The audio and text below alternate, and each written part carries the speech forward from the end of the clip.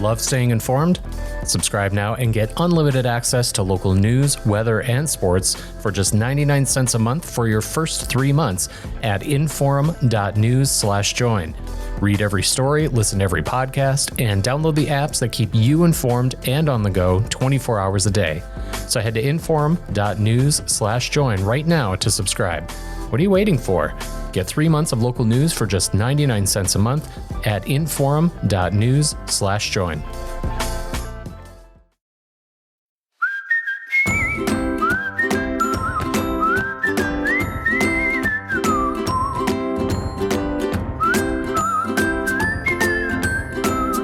I'm going to start this episode of Plain Talk with a confession. I don't like to gamble. I don't. I go to Las Vegas, and I'll be honest with you. I sometimes will sit at the penny slots and pretend to gamble and see if they'll bring a free drink or something by. I like to watch people gamble. I think that's fun.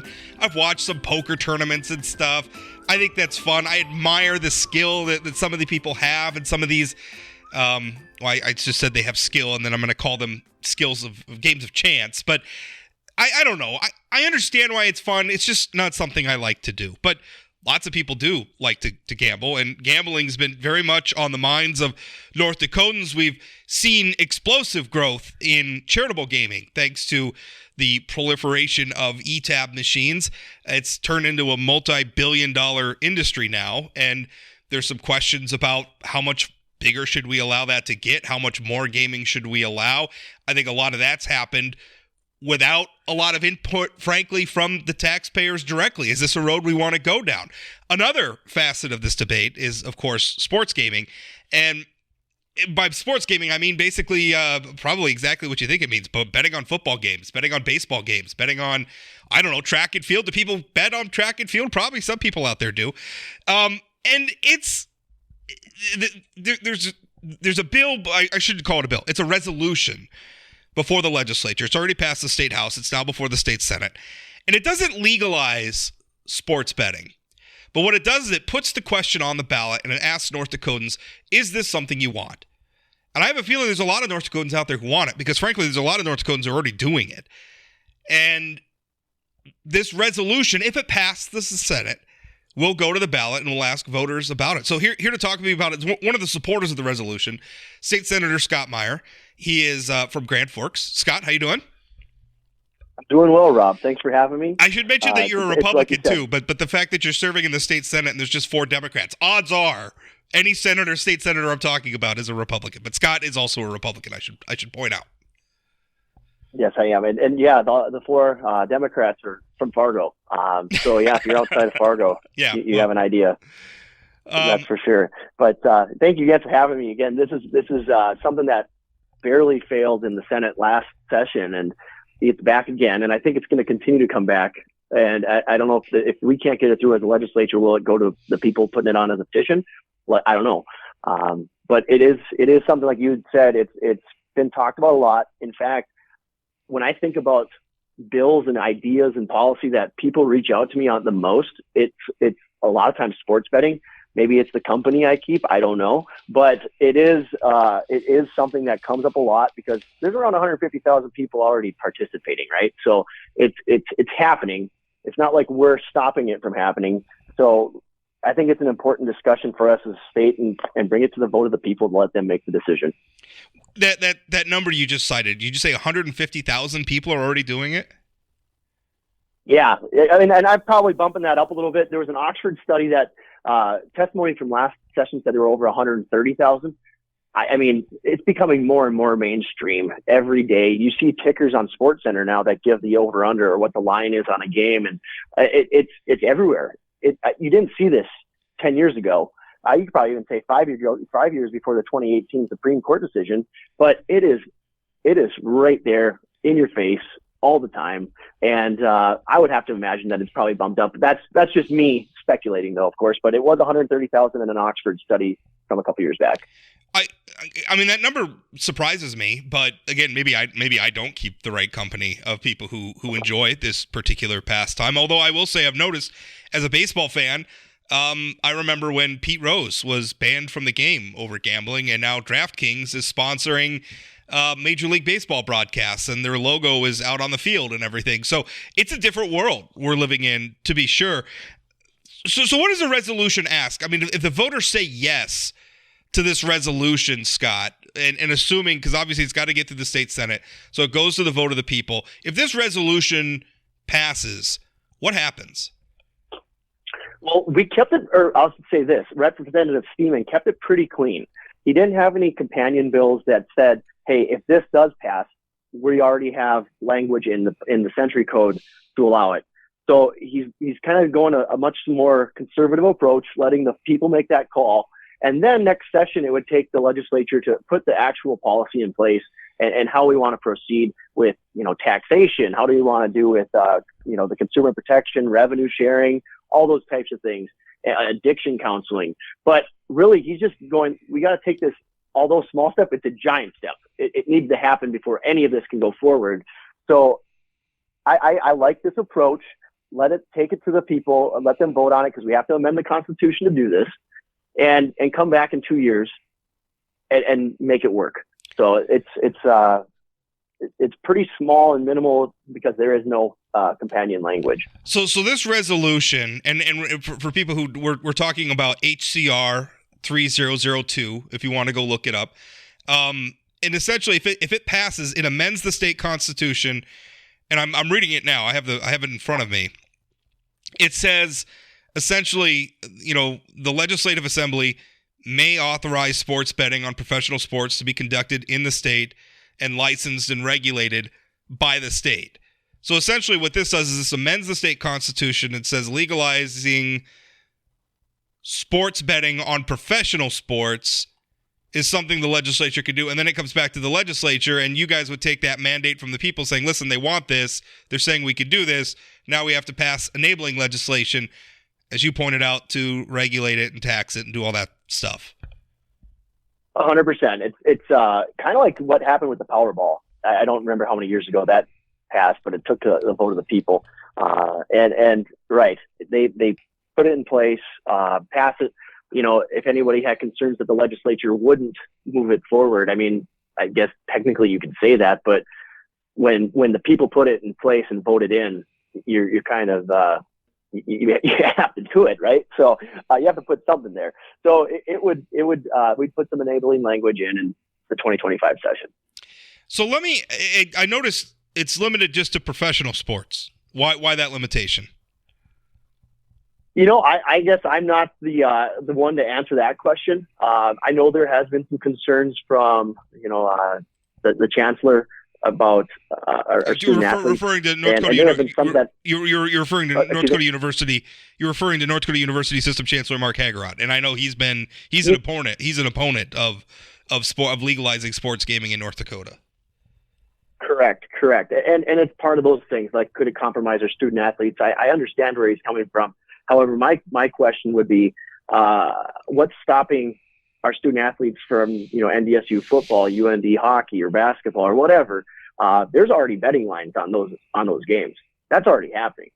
So that doesn't stop if this passes or fails, right?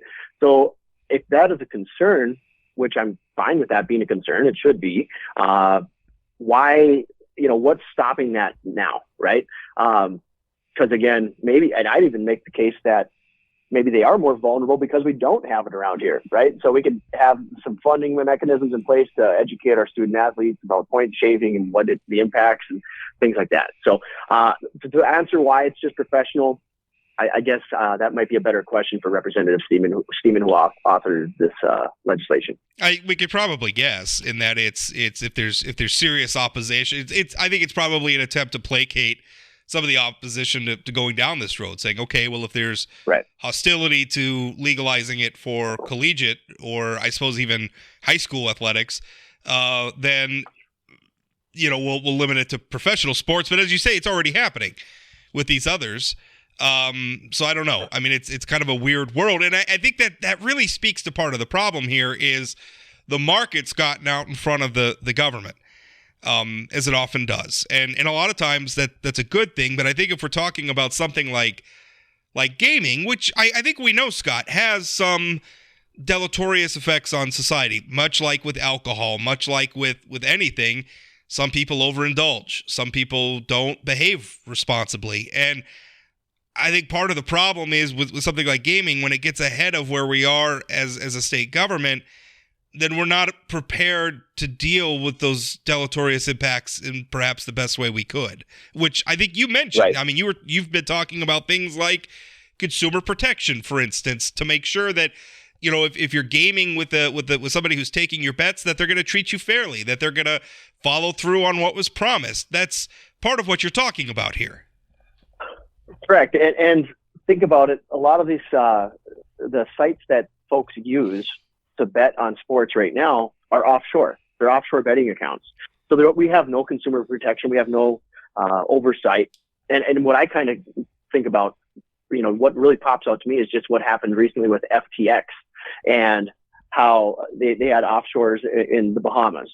And basically no one that lost money had any ways to recoup or do anything about it, right? So that's kind of why I look at this and say this is important that we actually provide that protection to our consumers.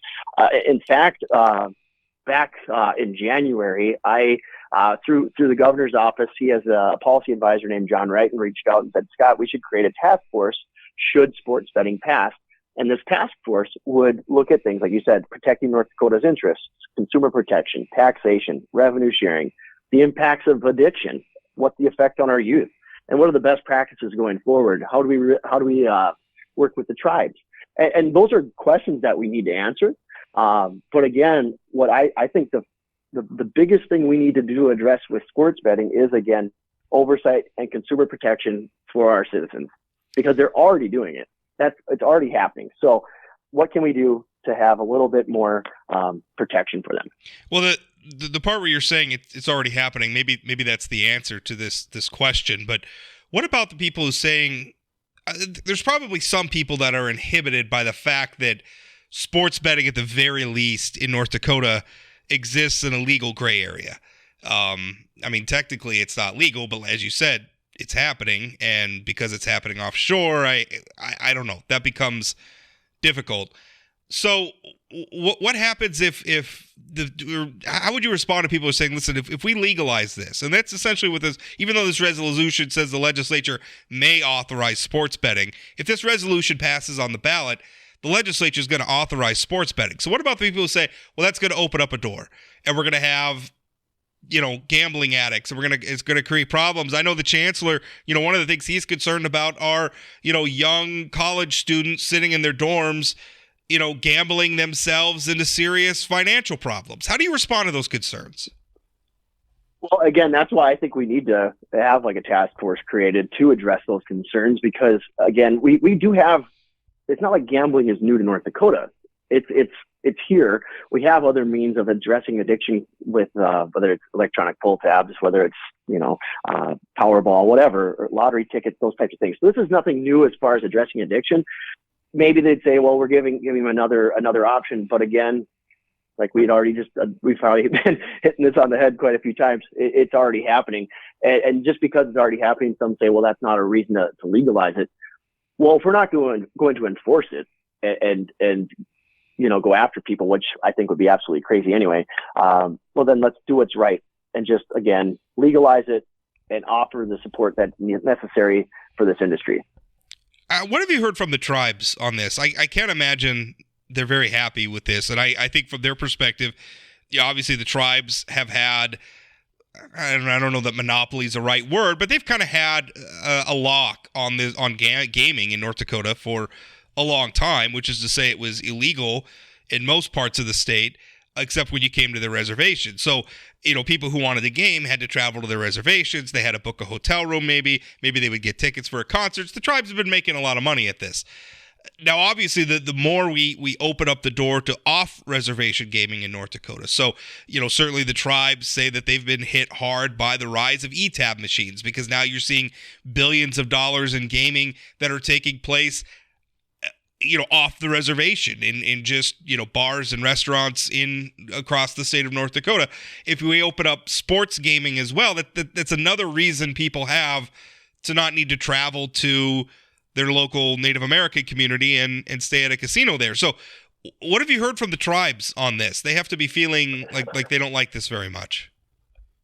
Well, Rob, so the tribes currently can allow it in person on their site, right? So you're correct there. I looked at the testimony. I never saw anything in opposition. Now that could obviously change after crossover, and I think it's just as important though.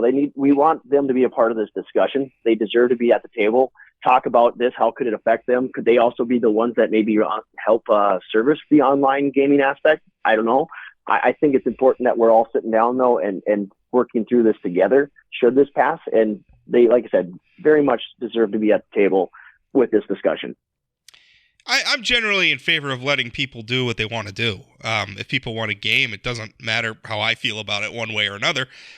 We should figure out how to allow them to do that and, make sure that they're protected and we're doing it responsibly, et cetera, et cetera. So I don't know. I've never spent a lot of time being all that concerned. Our friends in the tribes, they have sovereign government and sovereign areas and they can do what they want, but the state of North Dakota is also sovereign, and what we do is our business and their business too. They're North Dakotans as well. But, I think that becomes a difficult thing sometimes for them. But I don't know how much of it, I guess personally, I don't know how much of a concern that is for me, in that I don't think I don't think it's the job of the North Dakota legislature to protect tribal gaming interests. I guess maybe that's the way to put it. Maybe that's too direct. I don't know. But that's kind of how I feel about it. I mean, you're right. Earlier, you mentioned that they did have a significant impact because of electronic toll tabs. That can't deny that. So I just think it's important that we all work on this one together and don't leave someone out of the discussion and kind of go from there. But again, for me, I've made one sports bet in my entire life, so I don't see this as something I'm going to be running around betting a ton, but I do pay attention to the lines at the same point.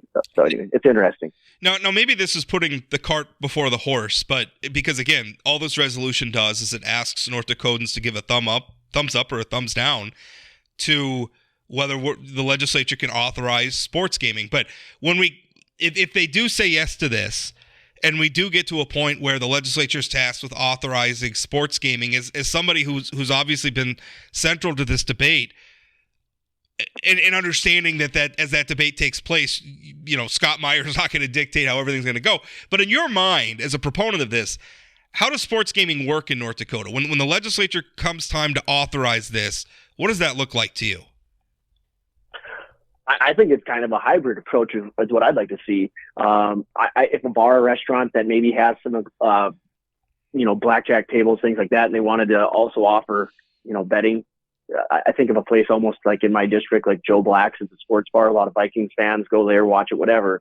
Could you have something, a kiosk in there, walk up, make a bet? Okay. Obviously the majority of folks would be using an online option. They would bet from their phone. That's how I see it going forward.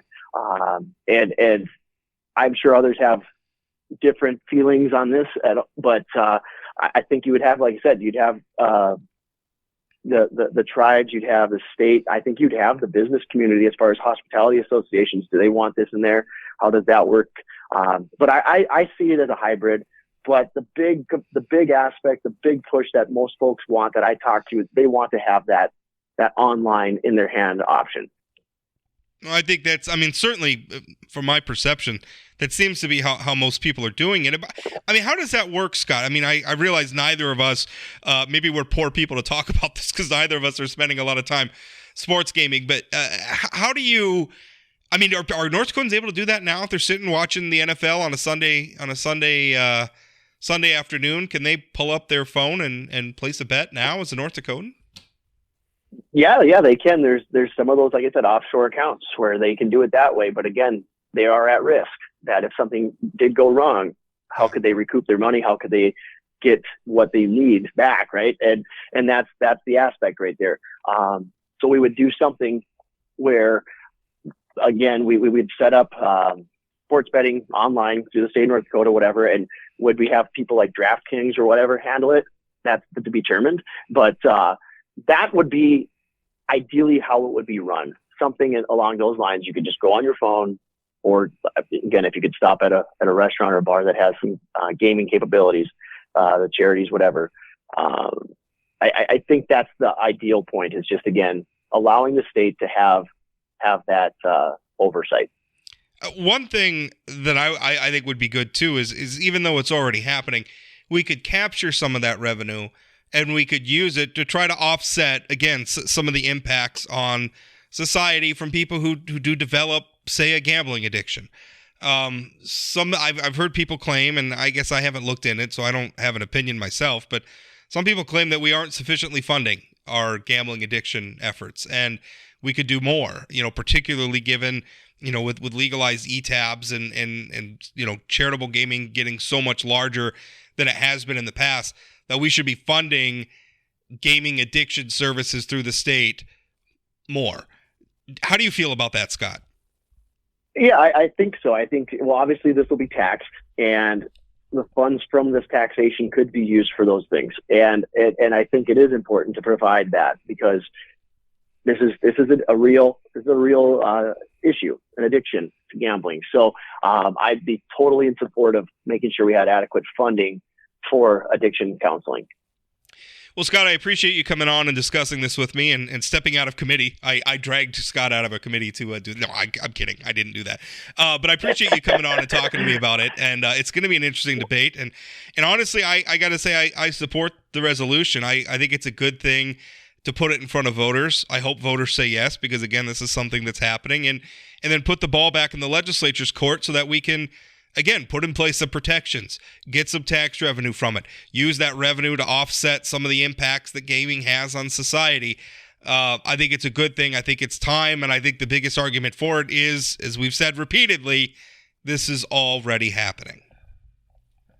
Absolutely. And I would say at the end here, Rob, I'd like to make a bet with you about who represents the American League in the World Series, if it's the Yankees or the Twins. But we all know that the Yankees beat the Twins 90% of the time. So knowing how sports betting works and how people analyze a little bit, I'm going to say that's a bad bet, and I'm not going to take you on that one. But I could see you and Congressman Armstrong having a Yankees-Mets World Series bet. Mets, yeah. That could be interesting. Maybe. I mean, a Yankees-Mets World Series would be exciting, but they are the Mets. Although my Yankees, the way the Astros have been cleaning our clocks every year, as frustrating as that's been, I don't know how. This is why I don't bet on sports. I just want to watch the game. I get so anxious. Like, even if I have a little bit of money, I just want to enjoy the games. But I'm not judging. If you enjoy putting some money on it, I'm not judging you. But I don't know. I'm not a gambler.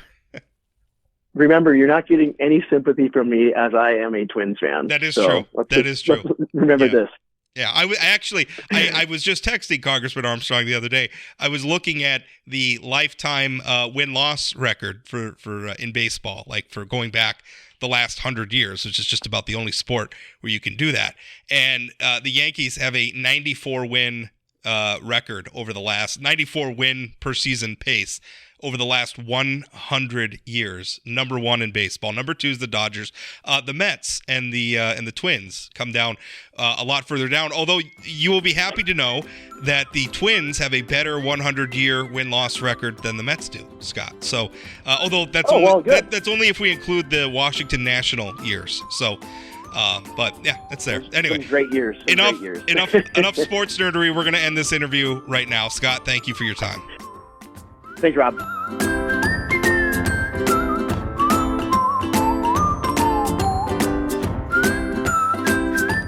Did you know Forum Communications Company has a robust podcast library? At inforum.com/podcasts, we have everything from politics, sports, true crime, outdoor adventure, and more. Visit inforum.com/podcasts and explore them all today.